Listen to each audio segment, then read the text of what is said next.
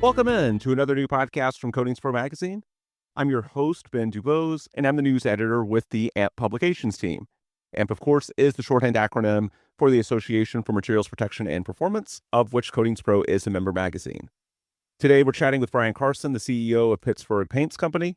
At the end of 2024, Pittsburgh Paints Company became a privately held company, and then Brian joined the group in February. So having been on the job for a few months now, we're going to talk today about Brian's time with Pittsburgh Paints, as well as discussion topics such as the future of the industry, how his experience in flooring is often correlated with paints and coatings, and a whole lot more. Brian, thanks so much for taking the time. Why don't you start by giving us a career biography for you personally, and also a little bit of background on Pittsburgh Paints? Things like what markets you serve, who your typical clients are. Just give us a high-level rundown of both your own career and that of the company. Sure, you bet. And Ben, thanks for having me in the discussion here. I appreciate it. So I've been in building products my entire career. So I was 35 years in the flooring industry, came up through the Armstrong flooring business. That's kind of a household name, particularly with the pros. Left and ran the North American business of Mohawk, and actually came back to and ran a company, AHF Products. Some of you may not have heard of that company, but that actually owned brands, very much pro-oriented brands like Bruce Hardwood, Armstrong Flooring, Crossville Ceramic. So I've spent my entire career in building products, all on the floor. And now I'm in building products in walls and ceilings. So and such. So maybe I'm moving up in life. I'm moving up in the space in life. But at the end of the day, Ben, if you think about the channels, the end users, you have kind of the commercial end use segments. You have residential multifamily, residential repaint, residential new home construction. Those are really the same channels as they are in flooring. And it's very pro-driven. Now, the contractor base themselves are different, but the routes to market are very much the same. Very much like in paint. Yes, there's a consumer element of our business for sure, but we're in the business of selling paint to contractors and pros. We sell paint and provide paint to people that are in the business of buying paint for a living, pros, contractors, dealers. And so a lot of corollary, in terms of Pittsburgh Paint, we're a recent carve out of PPG, the architectural division, the North American architectural division of PPG Paints got carved out. And the predominant part of our business is, we sell paints and coatings under names like PPG, Pittsburgh Paints, Glidden, Olympic, Flood in Canada. We have a very substantial business in Canada, have a number of wonderful pro brands up there. Dulux is the brand in Canada, Seco in Canada. So very much pro and contractor oriented, both in the United States and Canada. We also have a substantial industrial coatings business, for performance marine coatings that we sell through our store and dealer network. So we're in architectural paints and coatings, but also commercial and industrial paints and coatings. So I mentioned off the top, you guys became privately owned in December of 24. What's different for you all in that capacity, and what challenges or opportunities result from now being privately owned? It's just fantastic opportunity for us. PPG, wonderful global business focused in paints and coatings. But if you think about their business, they're into lots of other coatings other than just kind of architectural. It may be aerospace, it may be other technology platforms. By carving out the North America architectural segment, we have a singular focus on North America paints and coatings that are in the architectural space, industrial space, and, kind of the performance and marine coating, bridges, kind of ships. So it's a very, very sharpened focus. We're not a 10+ billion-dollar global company. We're a large North American focused paints and coatings company, primarily in the architectural space, but also in the industrial and performance and marine coating space. So sharper focus allows us to focus our mission exactly in that space, focus all of our innovation in technology, innovation in branding, innovation in digital tools that are all focused, into the dealer network and the contractor and pro network. So much sharper focus in terms of mission and in terms of geography.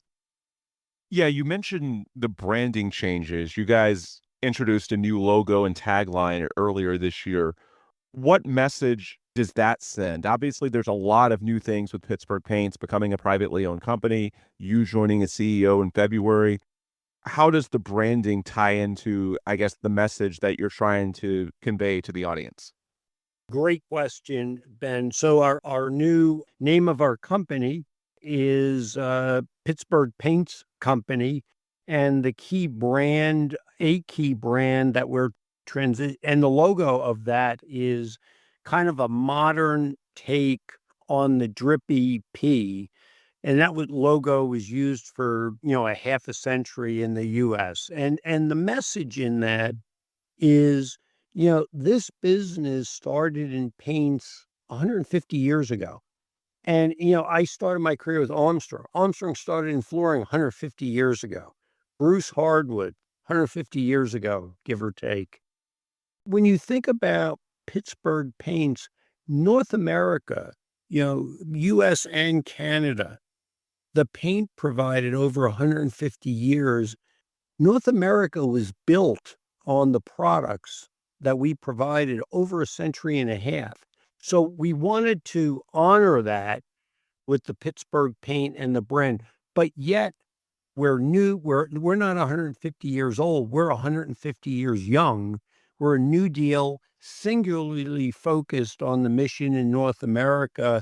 And what we wanted to use is that 150-year legacy in what we were known for, kind of not as an anchor to the past, but as a platform to grow and innovate off of. So we thought it was important to bring the Pittsburgh Paints brand and logo back as the naming of the country, but it's a fresh new take on it.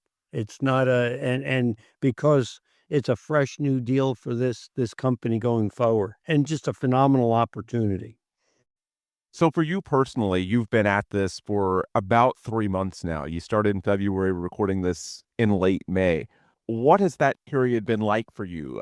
What's your day-to-day role like? Has there been anything surprising since you joined the company?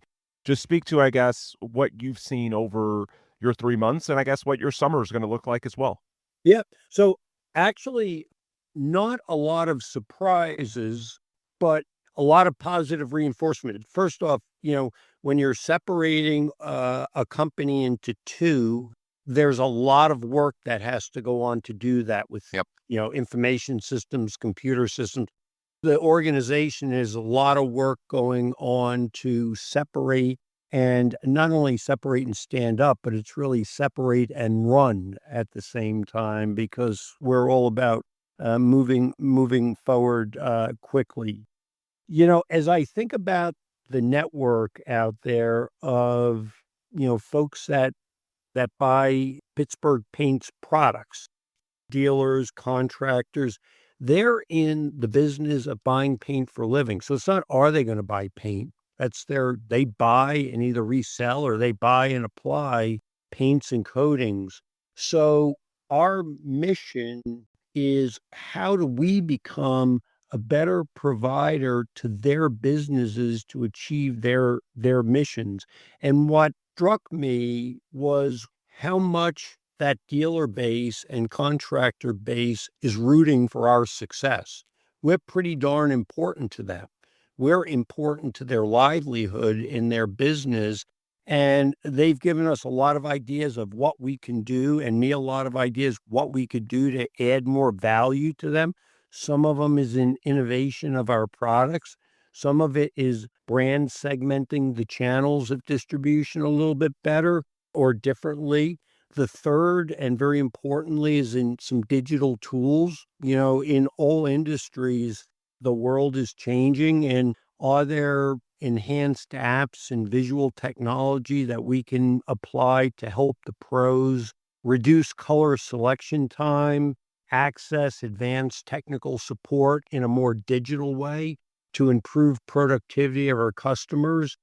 So the support has been, I knew we were going to get support because we're important to the livelihood, the support and rooting for our success out in the dealer and contractor market has been really, really strong and a bright spot in the business. And what's great about that is that's exactly the areas that we're focused in on is how do we provide technologies and solutions that improve their productivity and allow them to make more money with our products? Yeah, you mentioned the challenges that come from splitting apart two organizations. We can definitely relate to that at AMP. In 2021, AMP was formed as the combination of legacy organizations, NACE International, SSPC, Society for Protective Coatings, and there were so many things that you don't realize until you're in that process when you talk about bringing two organizations together, or in your case, it's the reverse, it's splitting. But either way, when you're talking about that initial process, those first few months, even the first couple of years after bringing the organizations together or splitting them, then yeah, I don't want to say pain, but there's definitely some, logistics work that has to be done. And so from that standpoint, I guess it shouldn't come as a surprise that it's not a surprise because it just sort of comes with the territory when you're stepping into that role. Here at Coatings Pro, obviously, we primarily cover contractors, industrial and commercial, concrete, steel, and roof substrates. So I'm curious, when you talk to contractors in that arena, and that's a decent chunk of your clients, what are the common challenges and pain points that you hear about from them? How can Pittsburgh Paints best help them? And I'm sure some of it, by the way, you mentioned earlier that a decent chunk of your audience comes from Canada. I'm sure Canada has different regional needs and concerns than we do here in the States at the moment. So I'm sure that ties into it as well. But just broadly speaking, what are some of the common challenges and pain points that you hear about? And how can you all at Pittsburgh Paints best help those contractors in addressing those?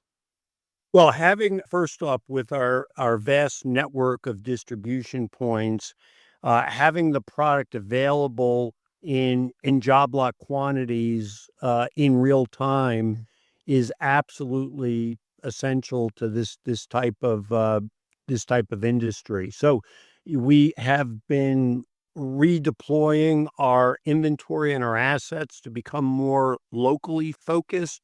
So it's product that works, product that's available, and added with field support that is knowledgeable in the field to help the contractor with those applications. And actually, we're working and driving improvements in all three of those areas. So as I think the feedback I've gotten, I'm a contractor in the field. I've got these coatings, I've got these applications. My job's starting 2 weeks from now. I need to have a product with a price that works. I need to have a product that works, which is a real strong point for our products. They are products that work. I've got to have the local inventory in there on time, and I've got to back it up with the technical support and the knowledge, because some of the applications may be routine for the contractors. Sometimes those applications are new for that contractor, and they really rely on the manufacturer for that technical support, that training and development, and that deployment of that knowledge through digital and through human capital out in the fields. I think those are the 3, 4 things that are going to be the difference makers out there. And that's what we've heard from the channel, and that's obviously the areas that we're focusing on anyway. So it's a hand in glove fit. Yeah, you mentioned earlier your past experience in flooring, which I'm sure helps in understanding this market. Obviously, at Coatings Pro, we cover a decent bit of flooring projects that use high performance coatings and lining materials. How does your past experience, and I guess more accurately, how do you utilize that past experience and leverage that in a positive way for your customers? How does it help you with, I guess, understanding the broader market, the ecosystem, and how do you use that to potentially deliver more value to Pittsburgh Paints and the customers that you serve? Well, sure. I mean, great question.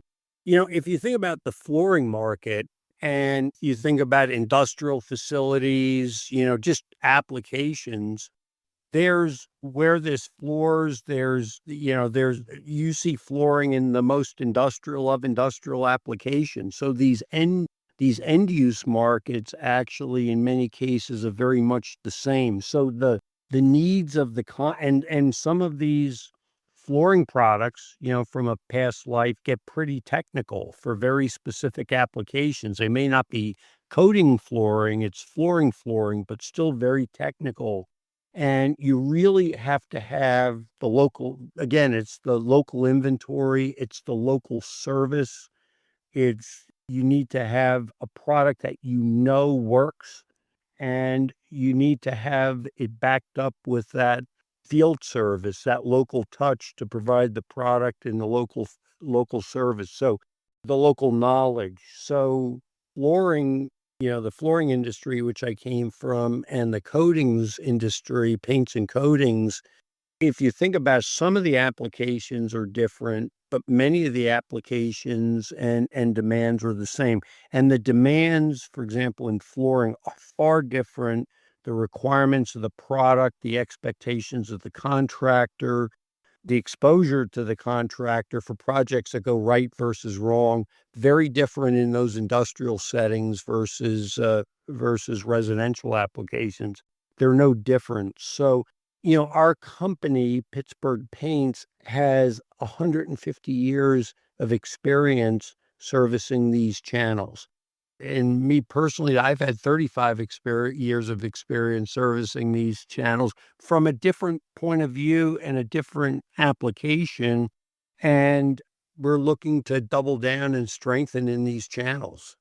And I bring some different points of view to the business, but this company has had built its roots rest right in this channel of, the industrial applications, the commercial applications. So it's a strength that already existed. We're focused on making it even stronger. So you've talked a few times about the 150-year history of the company. As we wind down our conversation, I want to look to the future. Maybe not the next 150 years, because obviously that's going to extend beyond our lifetimes. And there's going to be a lot of things that we can't even remotely see at this point in time. But as far as the next few months, the next few years, I'm curious what you see, technically speaking, that's on the horizon. Do you see any trends or technological developments coming over the next few months or years that we should really be monitoring for, and I guess you guys are maybe preparing for at Pittsburgh Paints? Well, one I touched on, which is more digital technology to help the contractors, the pros, the dealers in the field, and our sales folks that are out in the field working with those contractors to provide more of that, like, in real time. If you think about the world today, the world is much more real time. So how do we deploy that 150 years of knowledge, not in the back room, but in a moment's notice out in the field? So I think you'll continue to see, we're working on them. I'm not going to share them yet. You're going to continue to see focus on things that have lower VOCs, different materials, higher levels of performance. So those innovations that have gone on and continue to go on in these paints and coatings for the industrial applications, you're going to continue to see that, and you'll see new products coming out from us in that regard. You'll see us continue to sharpen our focus on paints and coatings, in North America. and you'll see us do things to try to grow the business here. The business was purchased to grow the business, and that's our goal. So I'm not going to share that on this call with you, but I think you'll see and hear a lot of exciting things. And like I said, we're 150 years young, and we have a new lease on life. We're deploying an enormous amount of financial resources into this business now, into a more focused area to provide new solutions in product marketing and field technologies. Think you'll see the benefit of that. I know you'll see the benefit of that over the next year to two.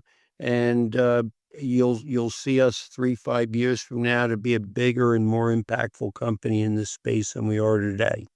That's what I came to do. For listeners or viewers that may want more information from you or Pittsburgh Paints, what are the best ways that they can get that? Just feel free to plug any outlets that you'd like to plug before we wind down our conversation. Well, sure. We obviously have our websites, our Pittsburgh Paints website. That website is getting a complete overhaul. Nice. And, as we carving out, you have the opportunity to rethink and redo all of that. I am a very regular communicator out on things like LinkedIn. So if you want to hear from the horse's mouth, the horse is often, you'll hear quotes or get perspectives of the company there. And you'll continue to hear me doing things. I'd like to, Ben, sooner rather than later, I'd like to do this again with you. So we certainly have exciting things going on within the company. We want to get that word out. We're not going anywhere but up in the business. So website, Pittsburgh Paint is on LinkedIn and social media. I am as well. And you'll hear us getting out, beating the pots and pans a little bit more on things such as this, podcasts such as this. And also, we're adding and investing in our field sales. So, that's where our army is out there. It's out in the field. And we're investing heavily in training and education and just the sheer amount of personnel out there. So there's always the folks, and those are really the touch points of the business. And you'll see more of that out there as well. Awesome. And yeah, look forward to doing this again sometime. This was a great conversation. Brian, thank you so much for the time. You take care of yourself, Ben. Thanks, everybody. Absolutely. All right. Excellent insight today from Brian Carson of Pittsburgh Paints Company. And that will do it for today's episode. If you want more resources from our end here at Coatings Pro, just check out our website at www.coatingspromag.com and just search for the Coatings Pro interview series wherever it is that you listen to your podcast. Coatings Pro is a member magazine of AMP, the Association for Materials Protection and Performance, and you can learn more about AMP and its resources at amp.org, ampp.org. Until next time, this is Where We Break. For Brian Carson, I'm Ben Dubose. Thanks again for listening, and please come back soon for another new Coatings Pro podcast.